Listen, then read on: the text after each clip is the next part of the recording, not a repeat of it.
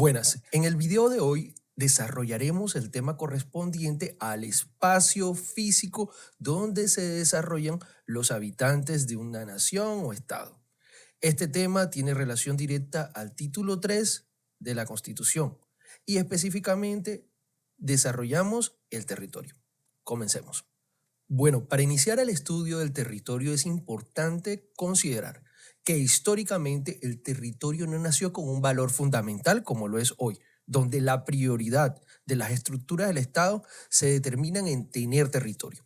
Anteriormente, como no había una demarcación en relación hasta dónde llegaban los territorios y como el mundo o la humanidad como tal vivía en constante guerra, las fronteras eran muy difíciles de determinar y eran muy cambiantes, se consideraba Estado toda aquella población que tuvieran conductas comunes en relación a costumbres, tradiciones culturales, desarrollos artísticos o idioma. Básicamente se consideraba eso como un Estado, ¿ya? Ese era el concepto de Estado. Era tener unas cualidades específicas. Era que esa población de manera constante tuviera una representación y que sea sujeta a esa representación. El espacio físico de territorio no era relevante, pues porque el mundo era un poco más grande, era menos limitado en relación hablamos de grandeza, en relación al cubrimiento de los límites. Es decir, un país se podía extender hasta las posibilidades de necesidad o de resolver la población sus propios problemas. Después, con el paso del tiempo y la conquista o la evolución humana en relación a elementos que facilitaran su desplazamiento o por lo menos la posibilidad de instalarse en un espacio físico, fue que el territorio comenzó a tener un papel relevante en la historia. Para nosotros o en nuestra actualidad, el territorio tiene un valor independiente, por eso el título determina al sujeto que hace parte del Estado o la nación, básicamente como habitantes, los clasifica como nacionales, ciudadanos y extranjeros. Y digamos, al espacio físico donde esa población circula, se le determina territorio. Este territorio se va clasificando de diferentes formas, pero vamos a comenzar con la lectura de la Constitución para ir desarrollándolo. ¿Ok? Listo. Comencemos. Artículo 101. Los límites de Colombia son los establecidos en los tratados internacionales aprobados por el Congreso, debidamente ratificados por el presidente de la República y los definidos por los laudos arbitrales en que sea parte la nación. Ok. Los límites señalados en la forma prevista por esta Constitución solo podrán modificarse en virtud de tratados aprobados por el Congreso, debidamente ratificados por el presidente. ¿Ok? Vamos a hacer aquí un pause, entonces, para explicar.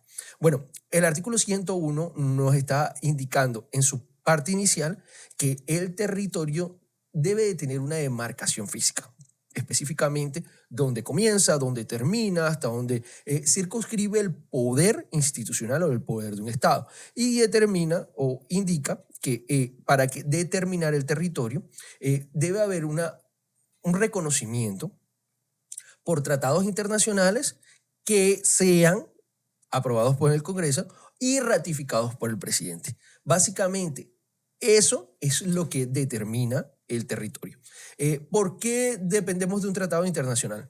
Porque si bien el territorio tiene una demarcación o una historia, un reconocimiento físico de propiedad, tiene que haber un tercero que reconozca que la propiedad es específica de una determinada nación o estado y no de otra, para evitar conflictos territoriales, que son digamos, hoy en día están siendo muy de moda. Caso lo que estamos viendo en Ucrania y Rusia, caso lo que se está viendo en Palestina e Israel. Entonces, la idea es que la Constitución determine las posibilidades o las condiciones del territorio, que los tratados internacionales sean ratificados por el Congreso y que sean certificados o ratificados o confirmados por el presidente. Mientras esté determinado eso, ese es el territorio. Hay países que tienen totalmente determinados sus espacios fronterizos, con los cuales hay muy poca posibilidad de conflictos. Otros que históricamente han cambiado sus fronteras, han cambiado por condiciones de guerra, por condiciones de fallos o laudos de tratados internacionales, por condiciones de de pérdida de tradición histórica o poblacional en determinado territorio y han sido invadidos las FOR, o también por zonas que por cuestiones naturales han sido deterioradas, perdidas o limitadas físicamente y han hecho que su territorio se reduzca o, en el mejor de los casos, pueda ampliar. Entonces, aquí está bastante clara la posibilidad de estados con territorios muy bien determinados y estados que son fluctuantes, que son variables. En Europa ha cambiado constantemente las condiciones territoriales, pues porque es el continente donde básicamente han iniciado las guerras mundiales. Entonces, tanto los países, las soberanías de los mismos, los territorios, el dominio de los idiomas, es una cuestión bastante fluctuante. En América Latina, pues después de digamos, de la independencia, eh, básicamente sí hubo unos cambios de frontera, pero los últimos 100 años han estado relativamente tranquilos, unas que otras movidas, y pues ahora lo que quiere demandar el presidente de Venezuela, más por un interés de mantener su poderío institucional vigente, inventándose una posible intervención militar a un país vecino, y también por el deseo de conseguir reservas petroleras de otro país, aprovechando su debilidad militar. Entonces, pues nos encontramos con relación al territorio en esa situación. ¿Ok? Avancemos. ¿Listo? El mismo 101 indica, inciso corregido según aclaración, en Gaceta número 125. Forman parte de Colombia, además del territorio continental, el archipiélago de San Andrés, Providencia y Santa Catalina, la isla de Malpelo y demás islas, islotes, cayos, morros y bancos que le pertenecen. ¿Ok?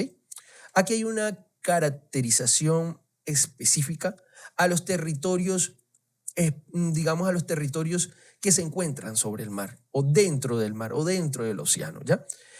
No acoplados o amarrados como está el resto del país al continente americano, sino dentro del territorio del mar. Y aquí también nos encontramos unas situaciones que Colombia, aunque pues en el papel tiene muy clara, determinadas las fronteras, algunas ganadas, otras perdidas, perdidas como lo correspondiente a Panamá. Todo lo referente a los países fronterizos no han tenido gran discusión representativa. Las últimas en Colombia han sido Colombia entre Venezuela con relación al Golfo de Coquibacoa o el Golfo de Venezuela, como lo llaman, o lo correspondiente a San Andrés y Providencia, que se encuentra ubicado territorialmente un poco más cerca de Nicaragua y que ellos siempre lo han demandado como territorio propio y han conseguido algunos fallos internacionales que le reconocen una mayor extensión en relación al mar territorial, que básicamente encierra San Andrés y Providencia. No tienen un reconocimiento con relación al aspecto relacionado con el territorio de San Andrés, Providencia y Santa Catalina y al archipiélago como tal, pero sí con relación al mar territorial que les corresponde. Ahorita más adelante hablaremos de manera específica de las definiciones que tienen que ver con los tipos de territorio, ¿ok? Entonces, pues bueno, es importante tener claro que Colombia es un país que, aparte de su territorio como tal, físico en el continente, tiene una estructura de islas e islotes muy representativos, muy valiosos, muy importantes, muy bonitos, muy relevantes para el turismo. Cosa que pues hoy no tiene un país como Bolivia. ¿Ok? Listo, avancemos. Artículo 101.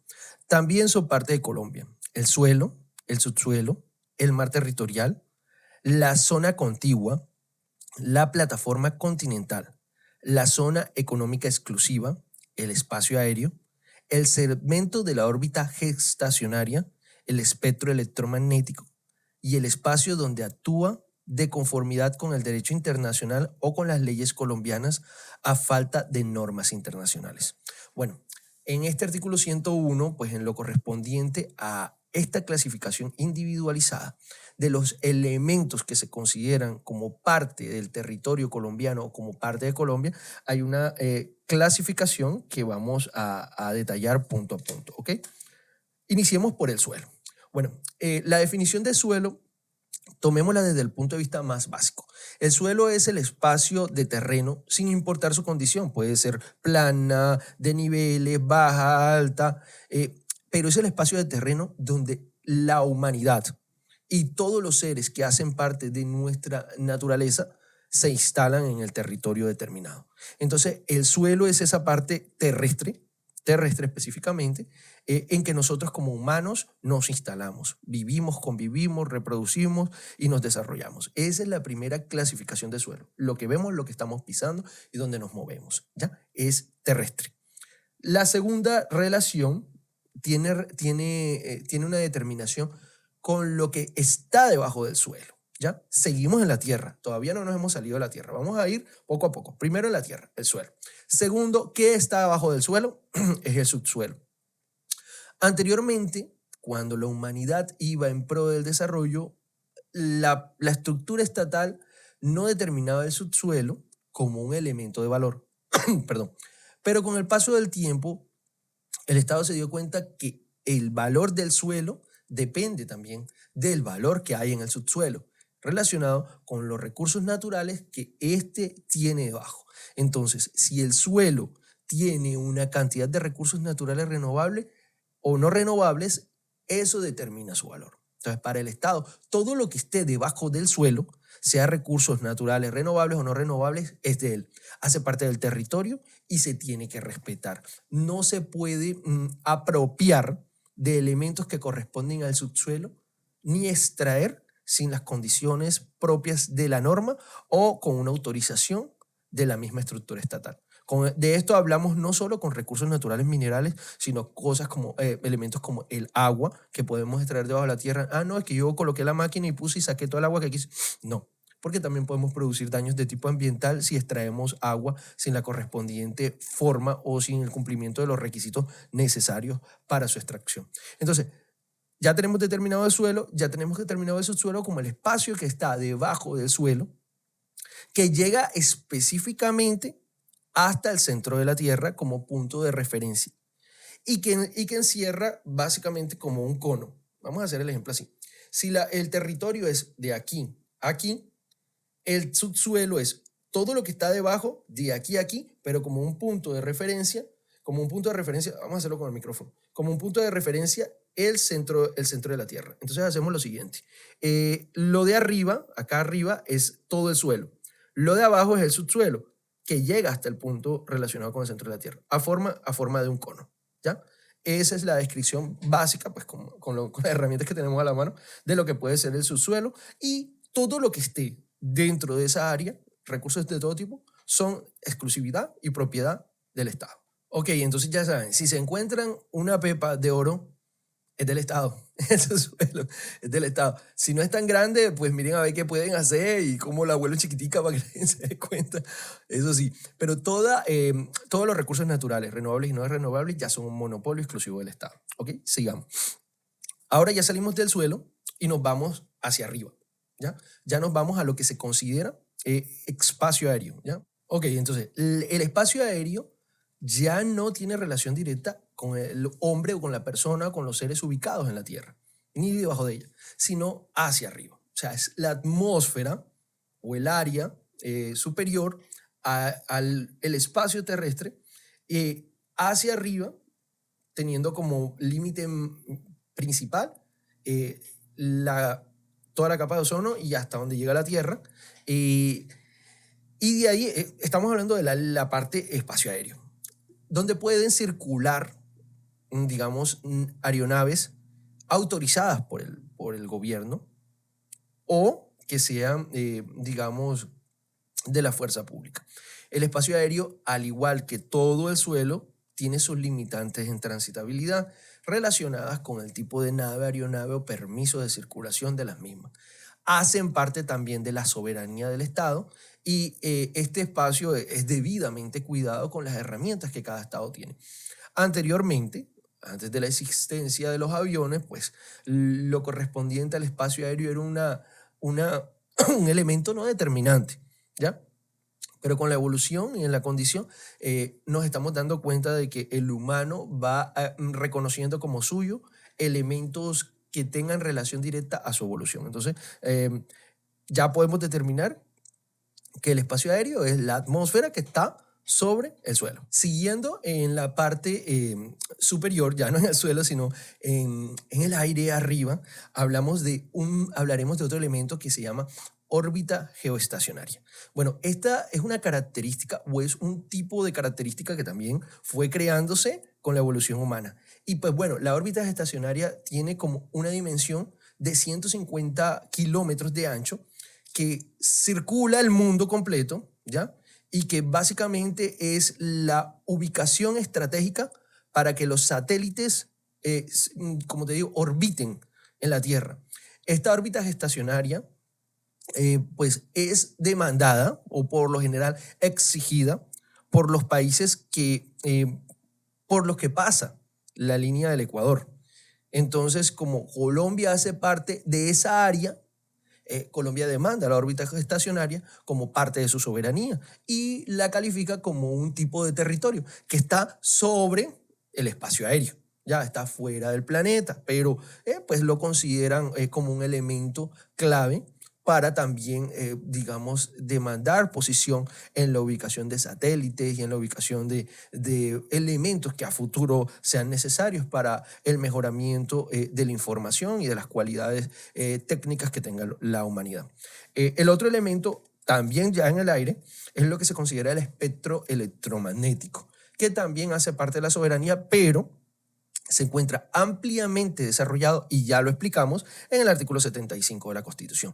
Para entender el espectro electromagnético y no repetirnos, se pueden remitir al capítulo al capítulo de los videos que explica el artículo 75. Entonces, hasta el momento ya hemos dado 5 tipos de elementos o 5 formas en las cuales se determina el territorio, básicamente donde se demanda la soberanía.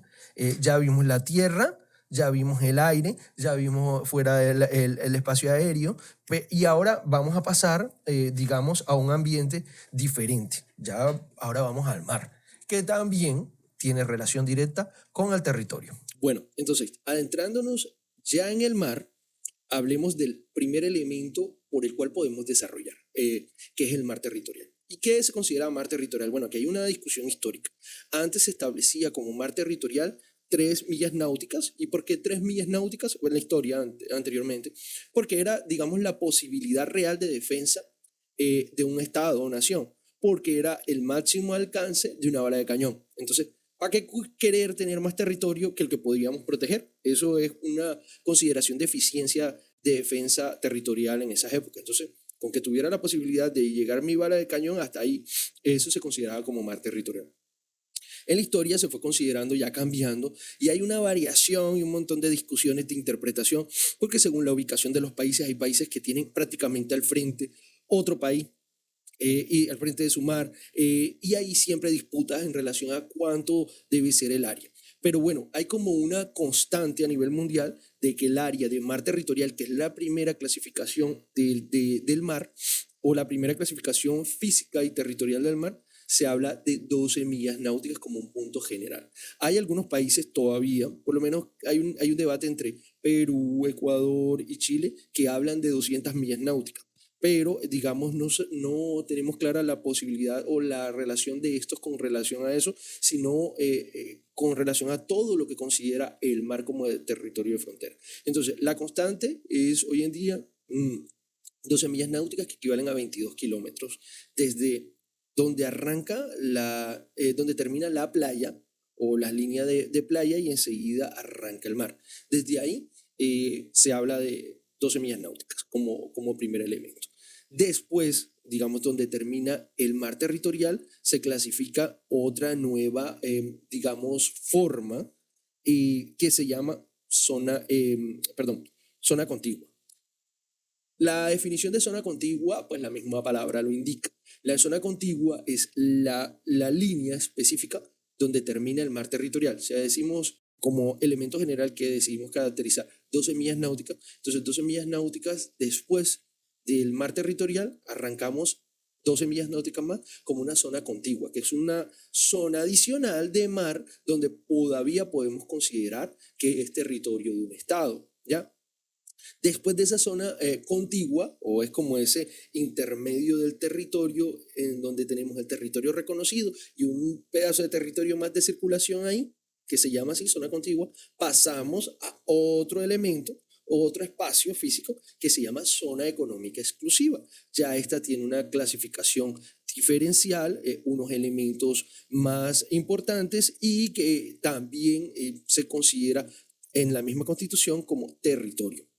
La zona económica exclusiva, básicamente, después de pasar por el mar territorial y por la zona contigua, tiene una medida o un límite de 200 millas náuticas. Siempre que contemos las millas náuticas, las contamos desde la línea donde termina el mar. ¿Ya? Prácticamente donde termina la playa comienza el mar, o donde termina el mar y comienzan las playas, o el barranco, o lo que corresponda, donde el océano termina, ahí se inicia el conteo.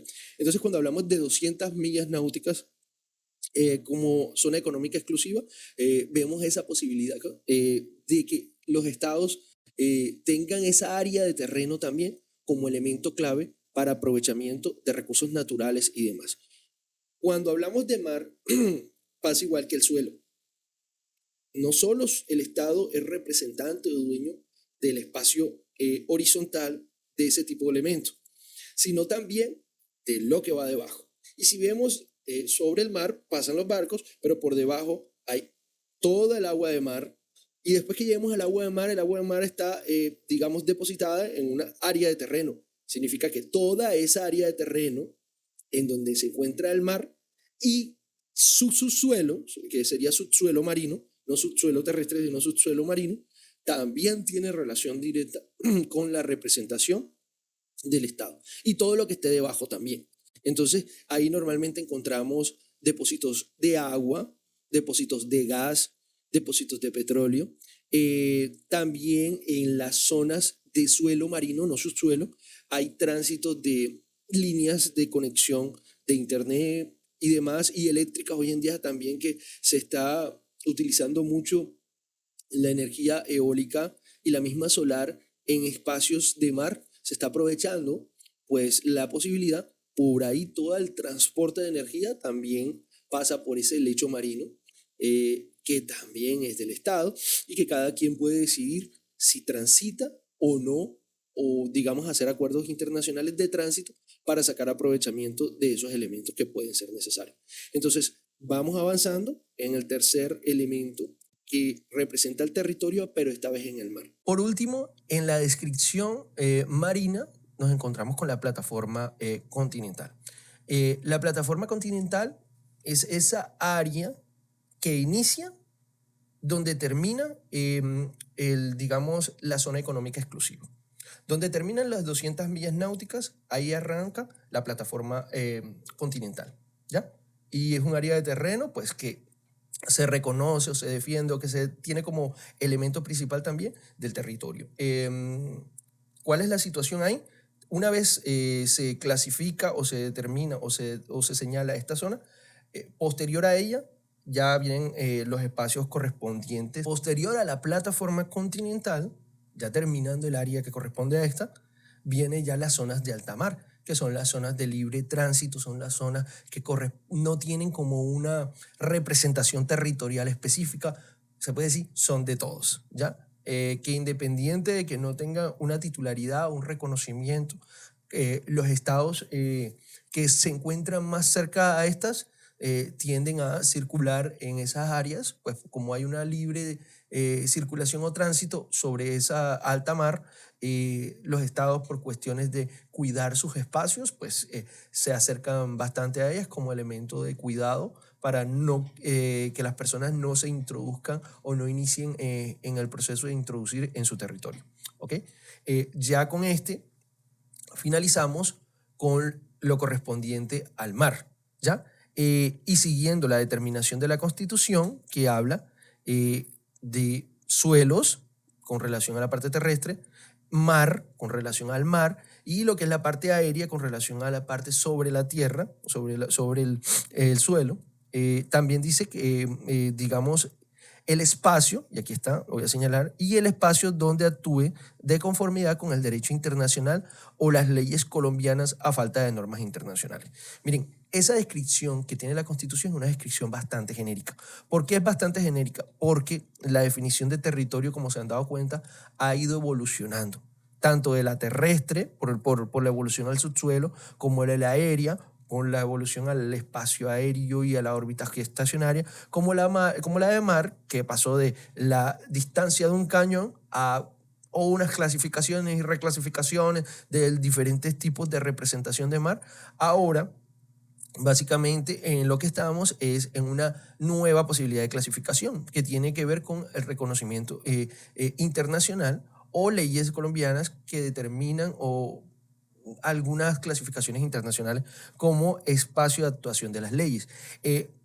Unos ejemplos prácticos, por lo menos todo lo referente a buques o naves o aeronaves de guerra, se consideran, o de guerra, no, de los estados, se consideran, independiente de donde estén ubicadas e instaladas, territorio nacional.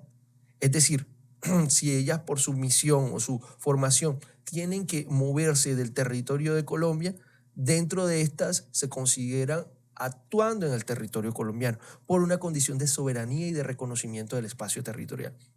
Las que no pertenezcan a, digamos, a la fuerza pública, tienen que ceñir las normas en el momento que lleguen a un puerto o se introduzcan en un área determinada de un territorio específico diferente al de su país, tienen que comenzar a cumplir las leyes de ese país. No pueden estar incumpliendo las leyes de su país de por sí. Entonces, cuando hablamos de ese tipo de naves y aeronaves, nos damos cuenta que son objetos a que se le dan un valor territorial y es una determinación específica solo por la ley o por tratados internacionales. También cuando hablamos de personas que representan al Estado colombiano en otros países, pero que por su continuidad y relación deben de ubicarse de manera permanente en estos. Les traigo el ejemplo: consulados y embajadas.